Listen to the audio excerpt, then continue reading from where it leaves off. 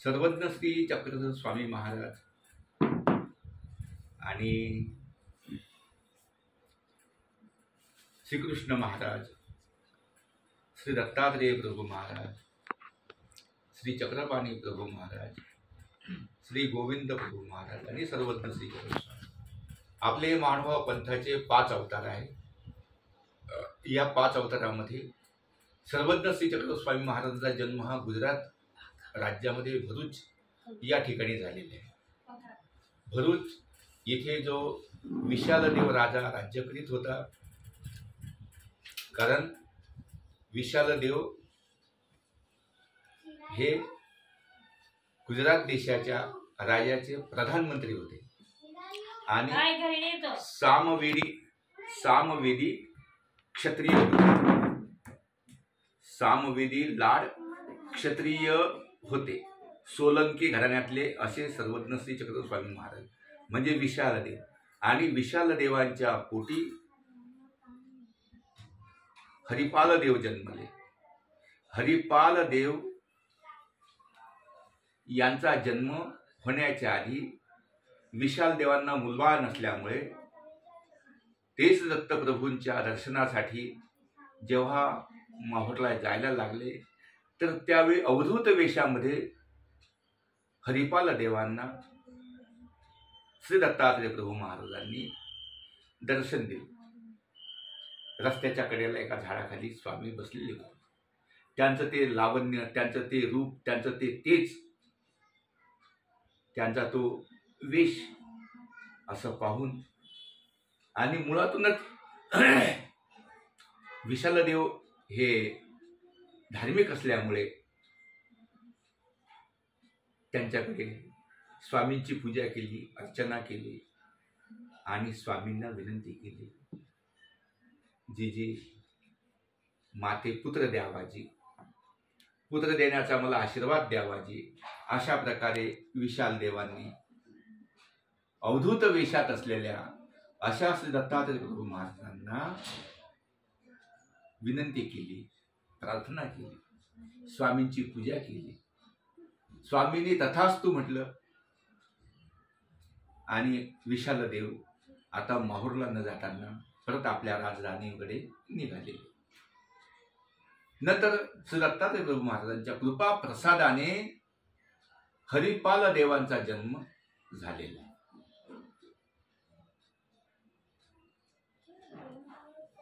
हरिपाल देव ज्याप्रमाणे चंद्र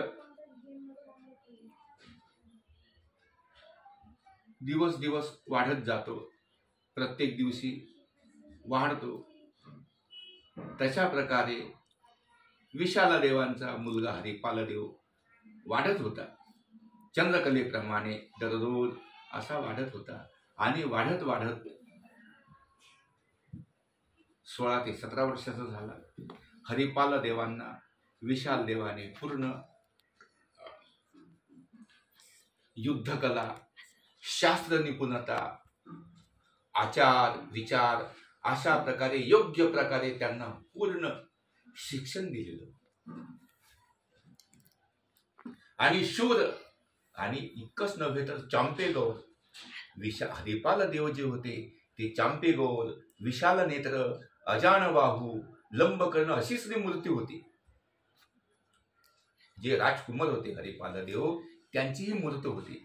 म्हणजे कलियुगामध्ये हरिपाल देवासारखा 32 लक्षणी युक्त पुतळा फक्त हरिपाल देव. जेव्हा भगवंत देतो ना बेहिसाब देतो, जेव्हा भगवंत देतो बेहिसाब देतो आणि आपण नामस्मरण सुद्धा मोजून मोजून करतो. इतक्या माझ्या गाठ्या झाल्या, इतकं माझं नामस्मरण झालं, इतकं माझं झालं, परंतु भगवंत बेहिसाब देतो. असं बेहिसाब स्वामींनी त्यांच्या पदरात हरिपाल देवाच्या निमित्ताने एक पुत्ररत्न केलं. हरिपाल देवांच्या आईचं नाव मालिनी माता, वडिलांचं नाव विशालदेव आणि यांचा जन्म भरूच या ठिकाणी नर्मदेच्या काठावर झालेला आहे.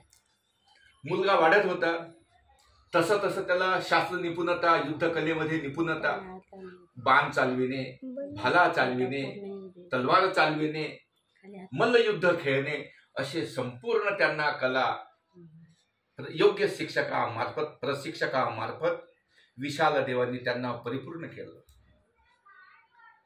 असे हरिपाल देव वयाच्या तारुण्यामध्ये आले आणि त्यावेळी विशाल देवांनी त्यांचं लग्न लावलं. त्यांच्या पत्नीचं नाव कमला ईसा राणी. योग्य संस्कार चालू असताना विवाह झाला, सर्व काही झालं. शूरवीर होते, मोठे पराक्रमी होते, मोठे नाते होते, विद्वान होते, 4 वेद 6 शास्त्र 18 पुराणाचे ते नाते होते. असे हरिपाल देव लग्न झाल्यावर, परंतु हा जो महाराष्ट्राचा जो राजा होता, सिंघन देवगिरीचा राजा जो होता, तर तो राजा परत परत गुजरातवर राज्य करायचं म्हणजे स्वारी करून यायचं. आणि असेच झाले. सकाळी 1142 विक्रम संवत्सर भाद्रपद शुद्ध द्वितीया आणि याच्या आधी 1 ते 1.5 महिना हा जो देवगिरीचा राजा होता हा चालून आलेला आहे गुजरातवर.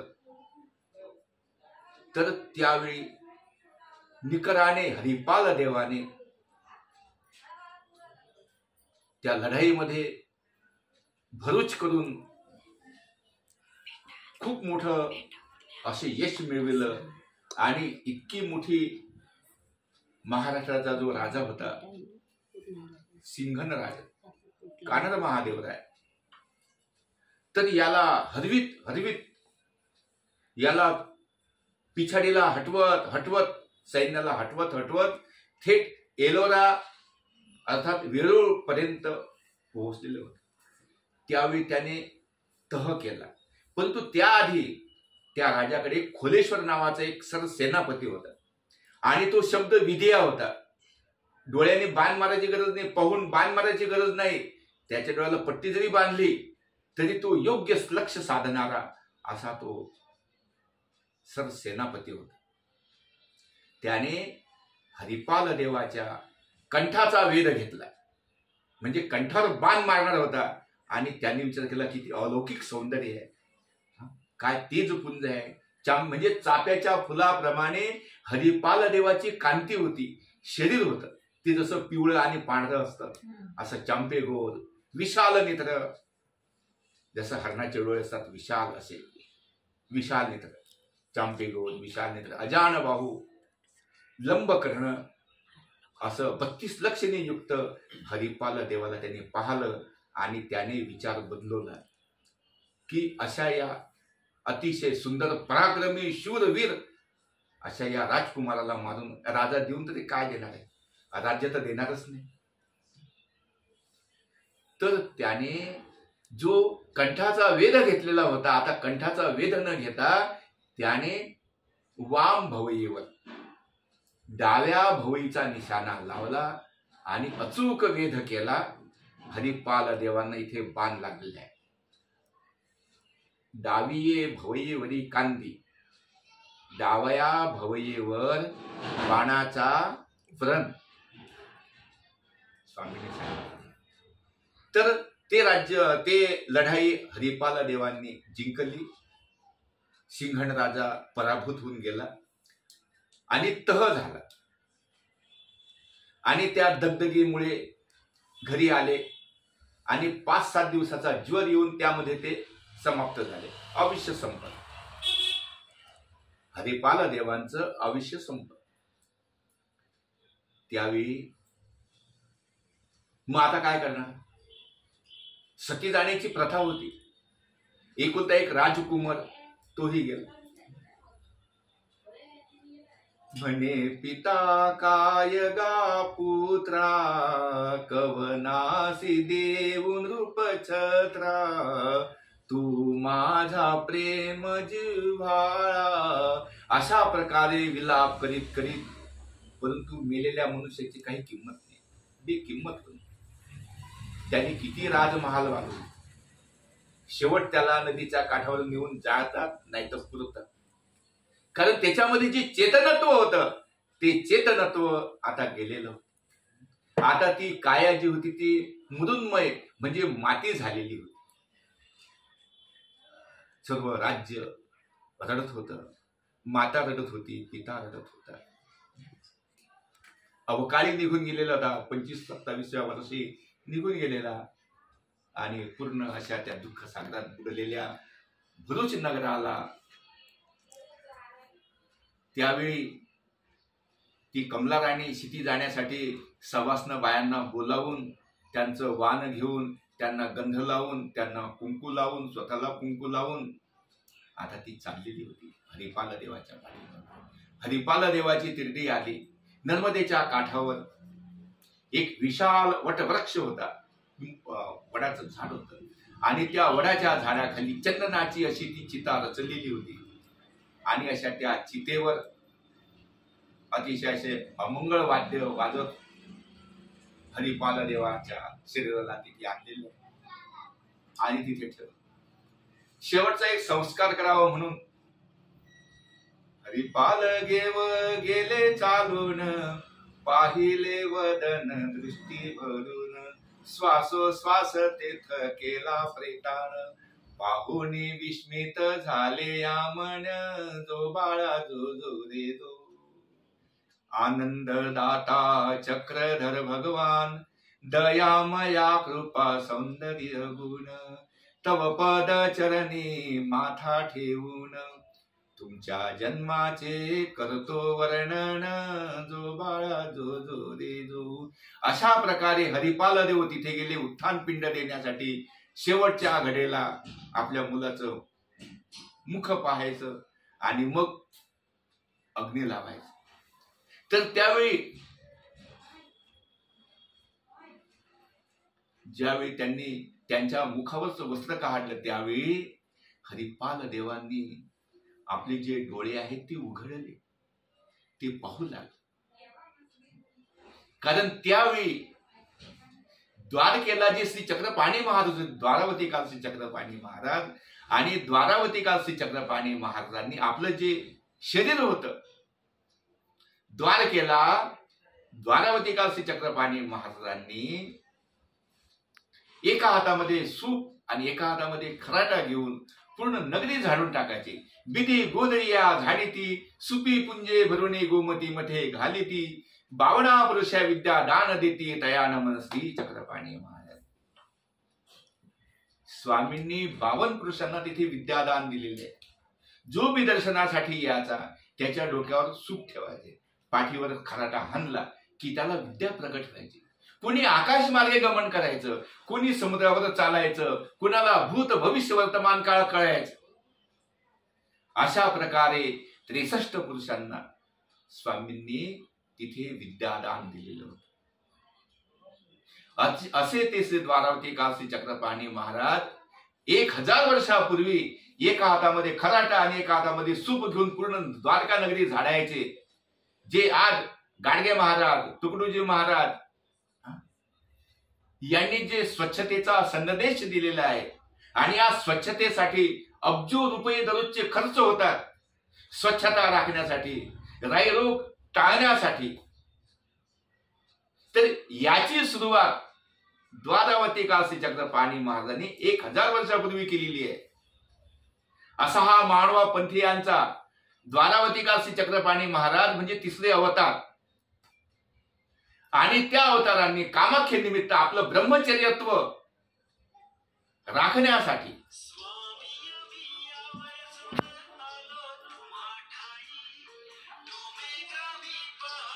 ब्रह्मचर्याचं पालन करण्यासाठी त्यांनी हा देह सोडून दिला. परंतु तिची अपेक्षा त्यांनी पूर्ण होऊ दिली नाही.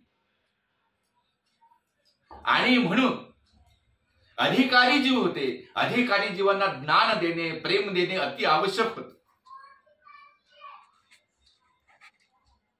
तर द्वारावती काल श्री चक्रपाणी महाराजांना वाटलं ही पाहिलं, कारण ती मोठी योगिनी होती. तिने आतापर्यंत कितीतरी साधकांना त्यांच्या त्या धर्मापासून परावृत्त केलेलं होतं. आणि हा आता शेवटचा पुरुष होता. त्यांची कीर्ती तिने अचलपूरला ऐकली. आणि तिथून ती आली होती द्वारावतीला. प्रत्यक्ष पाहिलं स्वामींनी त्या दिवशी सकाळी 2 प्रहर म्हणजे 6 तास पर्यंत द्वारावती नगरी झाडायची. आणि ते जो पुंजा आहे, सुका पुंजा गोमतीमध्ये टाकायचा, ओला पुंजा बाजूला टाकायचा. त्याच्यामध्ये मग डुकरं असतील, त्याच्यामध्ये जेही काही प्राणी आहेत मरून गेलेले, कोणी त्यांना उचलू शकत नाहीत, त्याच्यावरून ओलांडून चाललेले आहे, परंतु उचलाची कोणाला हिंमत नाही, कोणी उचलण्याची तसदी घेत नाही. असेही प्राणी स्वामी, एक श्वान होतं ते मेलेलं होतं आणि ते चौ रस्त्यावर येऊन पडलेलं होतं, परंतु त्याला ओलांडून जात होते, परंतु त्याला कोणी उचलून त्याच्या स्मशानभूमीमध्ये दफन करत नव्हतं. स्वामी श्रीचक्रपाणी महाराजांनी त्या कुत्र्याला दोन्ही हातानं 2 त्याची 4 पाय धरून आपल्या हातात घेतलं आणि त्याला नेऊन टाकलं आणि तो रस्ता मोकळा करून दिला. असे स्वच्छतेचे आणि आद्य समाज सुधारक श्रीचक्रपाणी महाराजांनी कामाख्या निमित्त दररोज नितनेम सूर्योदयापासून तर 2 प्रहर म्हणजे 12 वाजेपर्यंत स्वामी ते पूर्ण द्वारका नगरी झाडायची.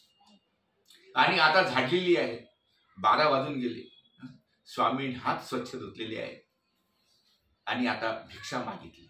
हातावर पाणी, पात्र, पाणी म्हणजे हात, हे हात म्हणजे पाणी आहे आणि हेच पात्र, हेच आता तुम्ही आम्हाला द्या, तुम्हाला काय टाकायचं या हातात टाका. ते घेतलं स्वामींनी, एका ठिकाणी उभं राहून स्वीकारलं, पाणी पिले, गोमतीचं पाणी पिले.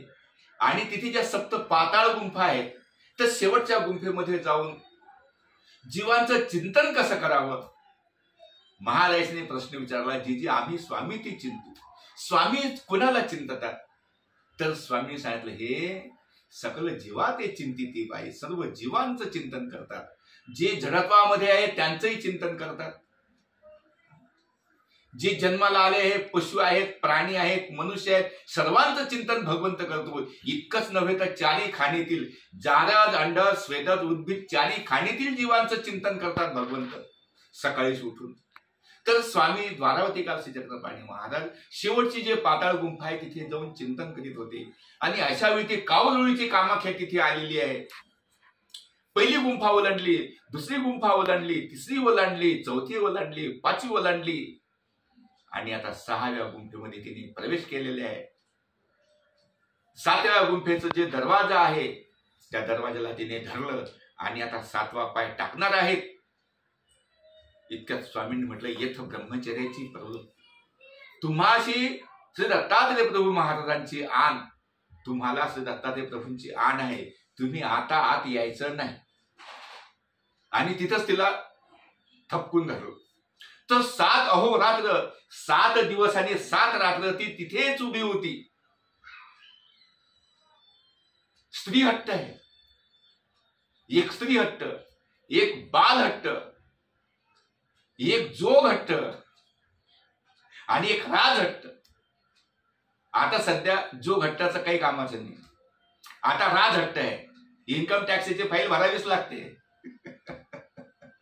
स्त्रीने सांगितलं हे आणायचं, आणायचं, आणावंच लागल, हप्त्याने आणा, कशाने आणा, आणून द्यावंच लागल.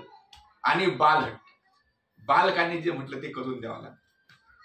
तर तो स्त्री हट्ट होता. स्वामी 7 दिवस तिथे थांबले, 7 अहोरात्र स्वामी उभे होते. आणि तीही एक पाय 7व्या गुंफेमध्ये, एक पाय 6व्या गुंफेमध्ये, संख्येला तिने 2 हात लावून बसलेले होते. स्वामी 7 दिवस तिची वाट पाहत होते, आता तरी जाईल, नंतर तरी जाईल. परंतु तिनेही पणच केला होता की यांना भेटल्याशिवाय, यांना या सत्वापासून मुक्त केल्या, यांचं सत्व ढाळल्याशिवाय जायचंच नाही, असा तिने पण केलेला होता.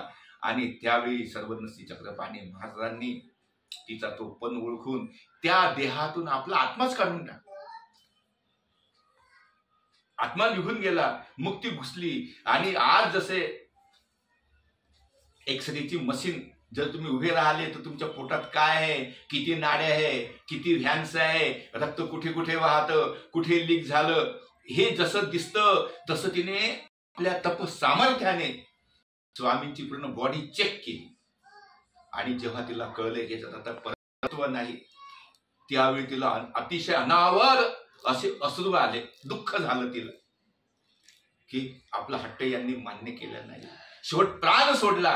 अशा द्वारावती काळचे चक्रपाणी महाराज ब्रह्मचर्याची वृत्ती असल्यामुळे स्वामींनी प्राण सोडला, शरीर सोडून दिलं, परंतु सत्व जाऊ दिलं नाही, ब्रह्मचर्य जाऊ दिलं नाही. असा हा द्वारावती काळचे चक्रपाणी महाराजांचा तिसरा अवतार आहे.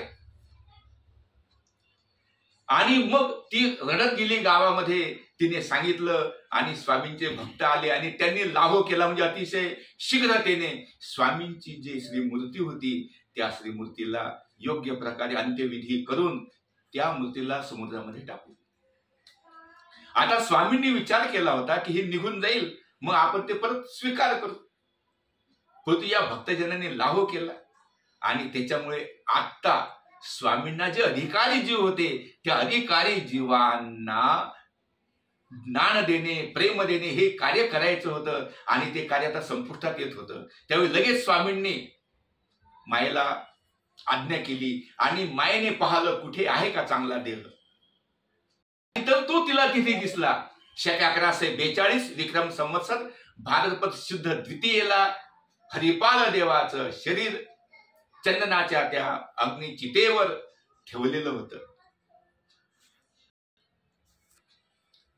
आणि स्वामींनी मायेने ते शुद्ध केलेलं शरीर स्वामींनी स्वीकार केलं. जेव्हा हरिपाल विशाल देव चालून आलेले आहे आणि त्यावेळी त्यांच्या मुखावरून ते जे वस्त्र काढलं आणि त्यावेळी स्वामींनी डोळे उघडले, स्वामी पाहू लागले आणि विशाल देवाने इतका आनंद झाला, पुत्र जी आला, पुत्र जी आला, पुत्र जी आला. सर्व आश्चर्यचकित झाले, मेलेला माणूस जिवंत होत नाही आणि हा जिवंत झालेला आहे, पुत्र जी आला. सर्वांना आनंदी आनंद झाला, मंगळ वाद्य वाजू लागले. तिथे स्वामींना स्नान घातलं आणि ती जे कमलाई राणी चितेवर जाण्यासाठी निघाली होती, सती जाण्यासाठी निघाली होती, ती आता थबकलेली आहे आणि तीही सवासनं होऊन स्वामींसंग ती निघालेली आहे. स्वामींना पालखीमध्ये बसून राजवाड्यामध्ये आणलेलं आहे. तिथे मालिनी मातेने ओवाळलं, सर्वांनी ओवाळलं, ठिकठिकाणी स्वामींचा सत्कार करण्यात आला आणि ते शरीर स्वामींनी स्वीकारलेलं होतं. आता ते हरिपाळ देव राहिलेलं होतं. द्वारावतिका श्री चक्रपाणी महाराजांनी ते शरीर स्वीकारलेलं होतं आणि जो विशाल देवाचा जो आत्मा होता तो तर त्याच्या कामासाठी निघून गेला. त्याने जे जे जोडलेलं असेल त्या त्या कार्यासाठी निघून गेला तो, परंतु स्वामींनी ते स्वीकारलेलं होतं. हे स्वीकारण्याचं कारण द्वारावतिकारांनी अर्थात श्री दत्तात्रय प्रभू महाराजांनी त्यांना जे दान दिलेलं होतं, विशाल देवांना पुत्र दिला होता ना, तर तो पुत्र स्वामींनी आता स्वीकार केलेला, त्याचं आयुष्य संपल्यामुळे. तर असे ते हरिपाल देव गुजरातमध्ये स्वामींनी अवतार धारण करून महाराष्ट्रामध्ये स्वामी आले आणि स्वामींचं असं परिभ्रमण असताना राहेर नांदेड 12 वर्षे अवस्थान करुनिया बिजे करी तेथून स्वामी मग विंजू गोंडवाडिया जय जय परमेश्वरा चित्परा चक्रधरा स्वामिया क्षमा करुणी तव चरणी ठावद्या मज अधम पापिया. अशा प्रकारे स्वामी राहेर नांदेड परिसरामध्ये फिरत असताना 12 वर्ष तिथे एका गावामध्ये स्वामी पोहोचले. संध्याकाळची वेळ झालेली होती. स्वामी त्या देवळामध्ये बसलेले आहे आणि एक म्हातारी होती, तिला एक मुलगा होता. तर तो 16-17 वर्षाचा मुलगा. आता त्यावेळी काय होतं, 900-1000 वर्षाच्या पूर्वी असंच होतं. गावातले ढोरं घ्यायचे, ते चारायचे, शाळा शिक्षण नाही, काही नाही, काही. तर तो मुलगा दररोज गावातील जे प्रतिष्ठित लोक त्यांच्या ज्या गायी म्हशी असायच्या त्या वळाला घेऊन जायचा. मग त्यातून जे पैसे यायचे त्यावर त्याची जी आजी किंवा आई आणि तो यांचा जीवनक्रम चालू होता, योगक्षेम चालू होता. तो जाताना येताना स्वामींना धरून दंडवत करायचा. स्वामींची चांपे गौर, विशाल नेत्र, अजान बाहू, लंब कर्ण अशी श्रीमूर्ती पाहून त्याला खूप आनंद व्हायचा. स्वामीचं दर्शना मात्रच त्याला आनंद व्हायचा. तो आपले सुद्धा दुःख विसरून जायचा. स्वामींना दंडवत करायचा आणि लगेच आपल्या गाई घेऊन चारायला जायचा. जेव्हा वापस यायचा तेव्हा स्वामींना दंडवत करायचा. असा 2-3 दिवस झाला आणि एक दिवस तुफान आजारी पडला. तो इतका आजारी झाला, त्याच्याकडनं बसणं मुश्किल झालं, उठणं मुश्किल झालं. आणि आईला चिंता पडली, आता काय करू. याच्याकडे जा, त्याच्याकडे जा, पण काहीच उपाय नाही. भयंकर ताप. त्या तापामध्ये ती आगळून गेली. आता काय करू याला. तिने विचारलं, बाळा तुला काय करू रे. तर त्याने सांगितलं, आई तू काहीच करू नको. त्या मंदिरामध्ये ते जे स्वामी बसलेले आहे ना, तू त्यांना घेऊन ये.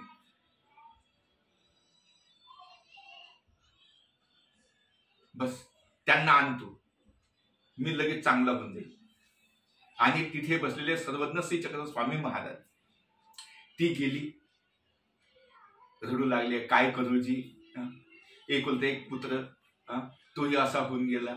आता जर उद्या जर गाई ढोरं चारायला घेऊन नाही गेला तर ते मालक लोक दुसरा गवळा पाहतील आणि गोवारी पाहतील, त्याच्या हवाली करून टाकतील. मागच्या महिन्याचं देणं मिळालं नाही जी, आणि पुढच्या महिन्याचं असं. आता मी काय करू जी, या पोराला इतका भयंकर ताप आहे आणि आता याचं उठणं बसणं मुश्किल होऊन गेलं जी, काय करू. आणि जी तुम्हाला तो विचारतो आहे, तुम्हाला तो बोलावतो आहे. तर स्वामी त्याच्या घरी गेले. तो झोपलेला होता. स्वामी त्याच्या जवळ गेले आणि त्याच्या पाठीला पाठ लावून स्वामी झोपले. गोवारिया ज्वर निवृत्ती केली तैसी माझी करावी जी. जशी गोवारियाची ज्वर निवृत्ती केली स्वामी महाराज, तशी माझी करा. स्वामी त्याच्या पाठीला पाठ लावून झोपले. रात्रभर झोपले. तो मुलगा सकाळीच उठला. त्याचा ताप गेला. सकाळी आंघोळ केली. म्हातारीने सिदोरी करून दिली. मग त्याने काय काय आयुध घेतले आपल्या संग. पायामध्ये वाहन, हातामध्ये काठी, एक घोंगडी, एक पावा, एक सिदोरी आणि एक काठी, असे सगळं आयुध घेऊन आता तो गायी चालण्यासाठी निघून गेला. भयंकर ताप स्वामींनी स्वीकारलेला आहे. तर 3 दिवस स्वामी तिथे होते म्हातारीच्या घरी. स्वामीचं तिने योग्य शीतपथ्य केलेले. 3 दिवसापर्यंत स्वामींनी तो स्वीकारला. पोरग चांगलं होऊन गेलं. इतकं मन जुळलं. म्हातारीलाही स्वामींना सोडू वाटे नाही, मुलालाही सोडू वाटे नाही. आणि परब्रह्म परमेश्वराला तर जीवांची चिंता आहे. जीवांचा उद्धार करण्याची प्रवृत्ती स्वामींनी स्वीकारलेली आहे. मग स्वामींनी सांगितलं, बाई ते आम्हाला जाऊ देत नव्हते ना, मग आम्ही त्यांच्यासंग भांडण केलं आणि आम्ही त्यांच्यासंग भांडण करून मग आम्ही आमच्या कामाला निघून गेलो. तर संकष्ट वज्र पंचकमध्ये आहे, गोवारिया ज्वरनिवृत्ती केली तशी माझी करावी. जशी त्या गोवाऱ्याची ज्वरनिवृत्ती केली स्वामी, तशी माझी करा. स्वामींना तो स्वीकारला. म्हणजे परब्रह्म परमेश्वर दयाळू, मयाळू, कृपाळू, कनवाळू असे परब्रह्म परमेश्वर आहे. जीवांचं दुःख त्याला सहन होत नाही, कुणाचंच नाही. म्हणूनच तो देतो ना, बेहिसाब देतो. म्हणजे त्याची गिनतीच होत नाही. अनंत हस्ते कमलावराने, देता किती घेशील दो कराने. 2 हाताने तुम्ही किती घेणार, तो अनंत हाताने टाकून आलेला आहे. तुम्ही 10 हाऊस पॉवरचे मोटरीने, 50 हाऊस पॉवरचे मोटरीने तुम्ही ओलीत किती करणार. 10 एकर करणार, 20 एकर करणार एका 24 तासात. परंतु जर त्याच्या मनात आलं तर अनंत हस्ते. आकाशातून जो मेघ गरजतो, जो बरसतो, एका क्षणात होत्याचं नव्हतं. एका क्षणात कितीही तापमान असू द्या, 50 डिग्री सेल्सिअस असू द्या, एका सेकंदामध्ये 0- करून टाकतो. इतकी तिची ताकद आहे भगवंताची. फक्त आपण त्याच्यासंग एक निष्ठ राहायला पाहिजे. आपली त्याच्यावर पूर्ण भावना असायला पाहिजे. आपली त्याच्यावर पूर्ण श्रद्धा असायला पाहिजे. श्रद्धा कशी